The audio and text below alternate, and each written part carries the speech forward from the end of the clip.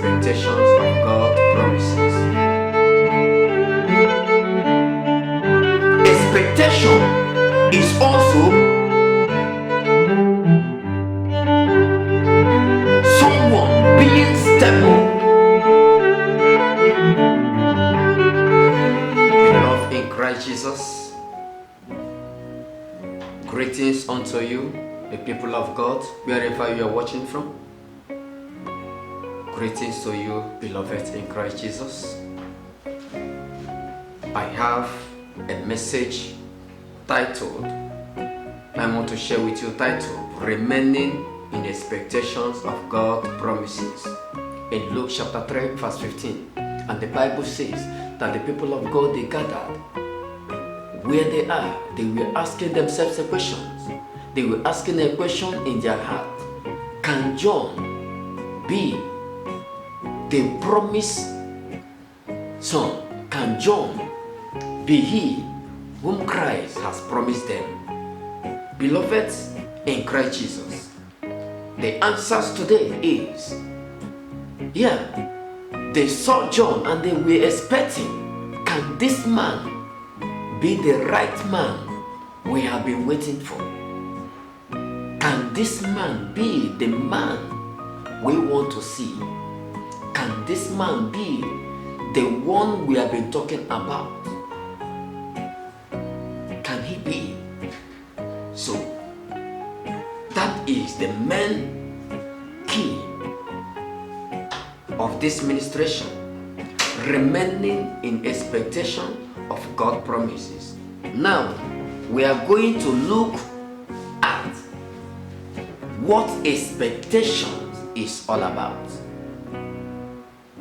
We are going to look what expectation is all about, and what is the promise, and what are the promises. Expectation. Remaining in expectation of God's promise. Now, if there is no promise, there will be no expectation. How can someone be hoping on a thing that was not promised? How can one be waiting, expecting something that he never thought of? You just came out on the road, you said, I am waiting for a car. No one promised you a car. No one promised to give you a particular thing. You came out and you said that I am expecting this. Now, expectation simply means, expectation is one waiting for a particular promise or something to come to pass. I say, without a promise, there will be no expectation. Without having a promise, without giving out a promise, there will be no thing called expectation. So with expectation, with promise, you can now have expectation. With a promise, you can now be in expectation. You can be waiting eagerly for that particular thing which was promised for. Now that is expectation. Now in Proverbs chapter 23 verse 18, the Bible says that the expectations of the righteous one cannot be cut short. So there is something that the children of God, there is something that the righteous one expects in life. Now, expectation is also someone being stable. Someone being stable in a state of having faith or a strong belief that his dreams, vision, or prophecies will surely come true in life. Expectation. Remaining in expectations. I said, is also someone being stable. Stable means remaining in a particular place, remaining in a particular thing, being in a canopy without going out. You must remain, you must be faithful, you must remain until what you are waiting for comes through. That is why the Bible says that wait, that the vision that I am giving you must surely come to pass. It may tarry, it may be delayed, but wait earnestly for it shall come to pass. That is the word of God, not a word of man. Now, having faith or a strong belief that his dream, visions, and prophecy will surely come to pass. My questions to you: what are your dreams in life? What are you dreaming of? What exactly are you dreaming of? Secondly, what is your vision? What have you intended? What have you planned to achieve in life? Where do you plan to be in future?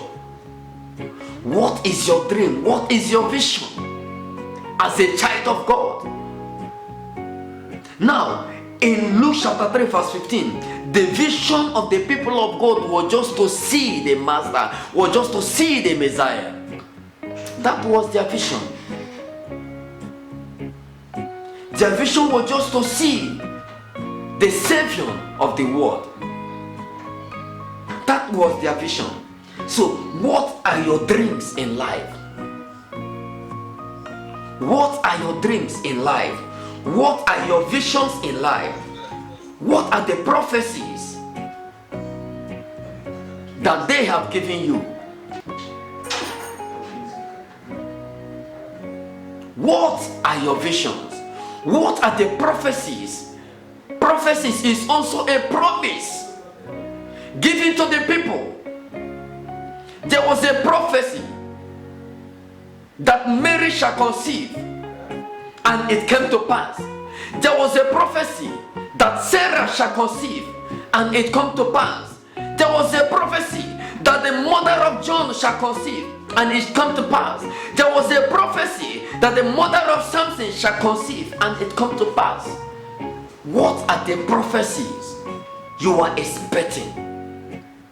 What are your prophecies in life? Now, secondly, you have to notice what is promise. What is this promise all about? And what are the promises?